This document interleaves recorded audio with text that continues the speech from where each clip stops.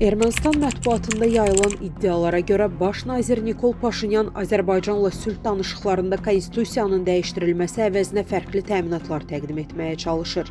Bildirilir ki, o revanşist qüvvələrin təsirinin aradan qaldırılması və keçmiş hakimiyyət nümayəndələrinə qarşı sərt addımlar atılması kimi variantları önə çəkərək rəsmi Bakını mövqeyini yumşaltmağa razı salmağa cəhd edir.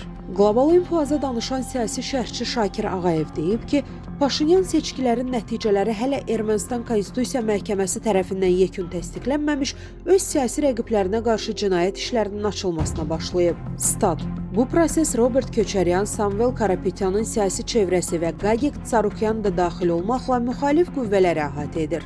Eyni zamanda seçkilərin nəticələrinin ləğvi tələbi ilə Konstitusiya Məhkəməsinə müraciətlər olunub. İddia edilir ki, seçkilərdə saxtakarlıq halları baş verib. Fikrimcə, Paşinyan bununla həm Ermənistan cəmiyyətinin diqqətini daxili proseslərə yönəldir, həm də Azərbaycana müəyyən siyasi mesaj verməyə çalışır.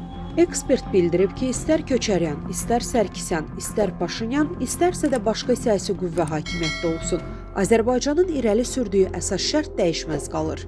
Paşinyan da çətin siyasi vəziyyətdədir. O, parlamentdə hökumət qurmaq üçün kifayət qədər mandat əldə etsə də, konstitusiyanı dəyişmək üçün tələb olunan konstitusion çoxluğa malik deyil. Bununla yanaşı, hesab edirəm ki, Paşinyan konstitusiyanı dəyişməkdə də ciddi maraqlı görünmür.